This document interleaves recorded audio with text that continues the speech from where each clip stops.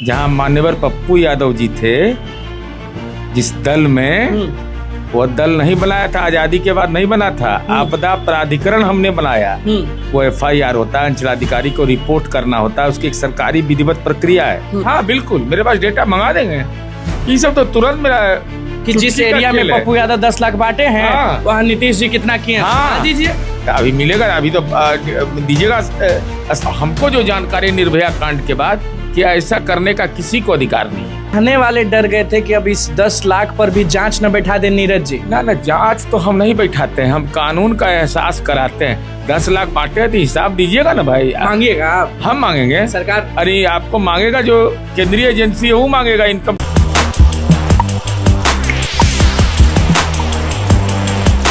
देखिए हमारे साथ नीरज जी हैं। नमस्कार, मैं अनुकुल तिवारी और आप वॉइस हब देख रहे हैं।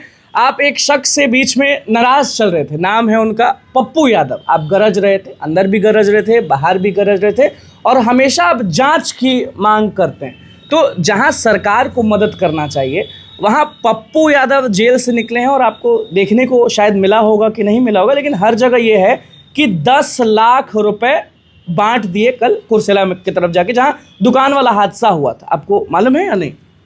सरकारी प्रक्रिया के तहत दिया जाता है कि नहीं? आपदा प्रबंधन की नीति थी इस बिहार में। जहां मान्यवर पप्पू यादव जी थे, जिस दल में वो दल नहीं बनाया था, आजादी के बाद नहीं बना था, आपदा प्राधिकरण हमने बनाया। हम राजनीतिक आपदा वाले नहीं हैं, हम स्थायी व्यवस्था करते हैं। क्या और किए उन लोगों के लिए आप? अभी तो तत्काल तो अंचलाधिकारी के यहाँ वो FIR होता है, अंचलाधिकारी को रिपोर्ट करना होता है, उसकी एक सरकारी विधिवत प्रक्रिया है। वह प्रक्रिया है। अब आप 10 लाख रुपया दे दिए तो 10 इस लाख पे नीरज जी जांच नहीं ना बैठाएंगे कि 10 लाख पप्पू यादव कहाँ से लाए, क्या है क्या नहीं है? जनता ही पूछती है। हाँ, जनता ही पूछती है। जनता को यह चाहिए ना काम। अब हर घर बिजली के लिए तो आप पहुंचा दीजिएगा, हर गांव तक सड़क पहुंचा दीजिएगा, आप MP MLA तक पहुंचा दीजिए जरा सा, हर पंचायत सरकार भवन बना दीजिएगा आप। यहाँ तो ठग किस बात का? महिला रोजगार योजना पहुंचा दीजिएगा। अरे भाई, सरकार की योजना महत्वपूर्ण होती है। दे दे राम, दिला दे राम, देने वाला सीताराम नहीं बनना चाहिए। ऐसे मर्जी अपना अपना बनते रहिए। लेकिन हम तो कह रहे हैं कि एक जगह, एक पंचायत में जहाँ बांटे होंगे ना, जरा पता लगा लें कि नीतीश कुमार जी की सरकार ने उस पंचायत में कितने करोड़ का काम किया है। जहाँ पे वो 10 लाख दिए हैं वहाँ जहाँ उसी पंचायत में कितने लोग को हमने प्रधानमंत्री आवास दिया, कितने लोगों को हमने सामाजिक सुरक्षा पेंशन दिया, कितना सड़क बनाया, कितने घर में बिजली पहुंचाया, कितना 125 यूनिट बिजली फ्री मिल रहा है। ये सब का दम्मा जोड़ दीजिए। तो नीरज जी के पास तो डेटा होगा? हाँ बिल्कुल, मेरे पास डेटा मंगा देंगे। ये सब तो तुरंत मेरा कि जिस एरिया में पप्पू यादव 10 लाख बांटे हैं, वहाँ नीतीश जी कितना किए हैं? हाँ, बता दीजिए। अभी मिलेगा, अभी तो दीजिएगा। स्थान का नाम तब ना। अरे कुर्सेला जहाँ दुकानदारों के साथ अभी जाने दुकान जल गया, 150-200 दुकान जल गया। अरे इस संबंध में जो सरकारी प्रक्रिया है उसके तहत किसी को सहायता मिलती है। ऐसा नहीं कि नीरज कुमार है तो उनके लिए अलग कानून है, दूसरे के लिए अलग कानून है। अब अभी पता लगाएंगे कि वहाँ DM ने जरूर इसका संज्ञान लिया होगा। अच्छा, अब इस 10 लाख को लेकर विवाद नहीं ना छिड़ जाएगा कि पप्पू यादव कहाँ से 10 लाख छीन लिए? हमें भी चिंता है। हम भी सोच रहे थे कल कि सरकार को देना चाहिए था, ये 10 लाख कहाँ से ले आया एक सांसद? अच्छा, तो पूरे बिहार के अंदर वही दे रहे हैं? कौन दे रहा है? मैंने हम पूछ रहे हैं कि आपदा पीड़ितों को ही दे रहे हैं ना? बिल्कुल दे रहे हैं, दूसरा कोई नहीं देता है ना। सरकार तो कुछ नहीं करती है। सरकार के अलावा अगर कोई नहीं, हम जो पूछ रहे हैं, सरकार तो एकदम नहीं करती है। कहाँ सरकार कहाँ करती है? चाहे मिथिलांचल में अगर आया बाढ़ तो कभी हम लोग मदद नहीं किए। हम लोग SDRF NDRF सब तो पहले से चल रहा था। ये तो हम लोग आए तो बंद करवा दिए। SDRF की टीम अब नहीं है जिला के अंदर में, ये हम ही लोग बंद करवाए हैं। अरे ये, और अभी जिस मामले पर है उस वहीं आइए, CBI जांच चल रही है। क्या साक्ष्य दिया? साक्ष्य दीजिए।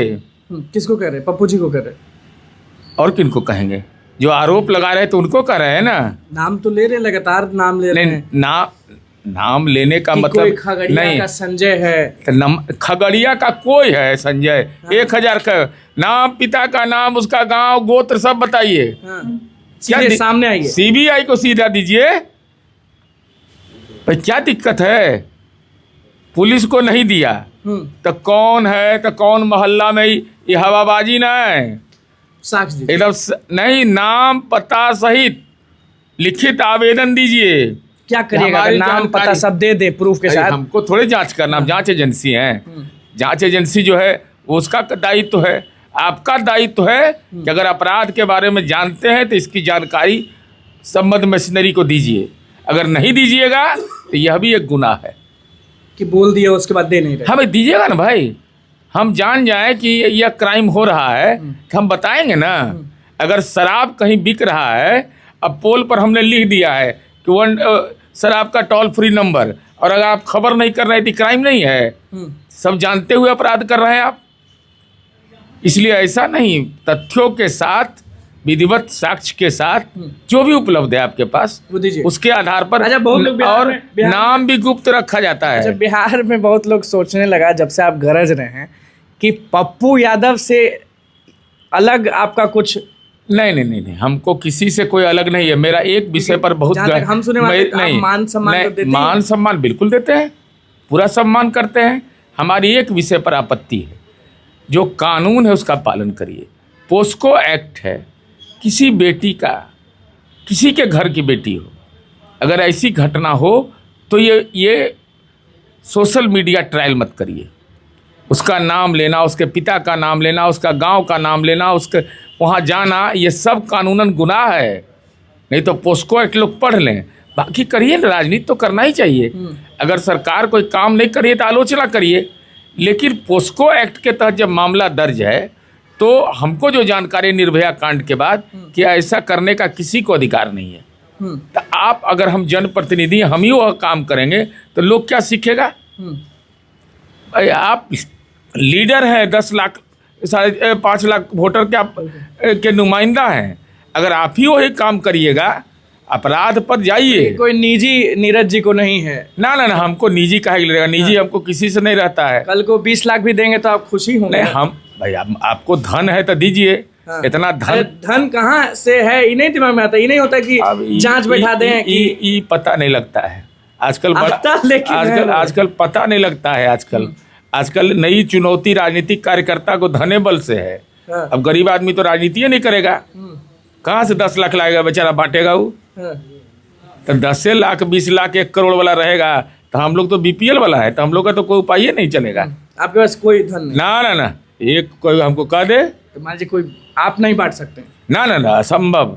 1 रुपया मैं नहीं बांटता हूँ, मदद भी नहीं करते? नहीं, मैं केवल अपना जहाँ पढ़ा हूँ, सरस्वती पूजा में मैं मदद देता है, चंदा। ना भाई, हम 2100 रुपया देते हैं कि उतना नहीं देते हैं। जहाँ हम पढ़े हैं, रहे हैं, इसके अलावा अगर किसी को सरकारी सहायता चाहिए तो उस प्रक्रिया के हम मददगार होते हैं। अब बीमार आया, हमारा दायित्व है कि मुख्यमंत्री चिकित्सा सहायता कोष मिलना है तो मिलेगा, हॉस्पिटल में उनको मदद करना है तो मिलेगा, सामाजिक सुरक्षा पेंशन नहीं मिल रहा है तो वो मदद करेंगे, स्टूडेंट क्रेडिट कार्ड नहीं मिल रहा है तो मदद करेंगे। उनके चाहने वाले डर गए थे कि अब इस 10 लाख पर भी जांच न बैठा दे नीरज जी। ना, जांच तो हम नहीं बैठाते हैं, हम कानून का एहसास कराते हैं। 10 लाख बांटे तो हिसाब दीजिएगा ना भाई। मांगिएगा आप? हम मांगेंगे सरकार? अरे आपको मांगेगा, जो केंद्रीय एजेंसी है वो मांगेगा इनकम टैक्स में कि 10 लाख का दावा किया तो 10 लाख आया कहाँ से, तो रिसोर्स तो आप ही को बताना होगा। चलिए पप्पू यादव, तैयार रहिए, पूछेंगे लोग तो आपको बताना होगा कि 10 लाख आप कहाँ से लाए बांटने के लिए। फिलहाल नीरज जी का कहना है कि पप्पू यादव जी के साथ हमारा कोई भी दुश्मनी नहीं है, अच्छे इंसान है और जो चीज़ों पर बातें हुई वो आपके सामने है। बस चैनल को सब्सक्राइब करें, इस चीज़ को लेकर बहुत बहुत धन्यवाद।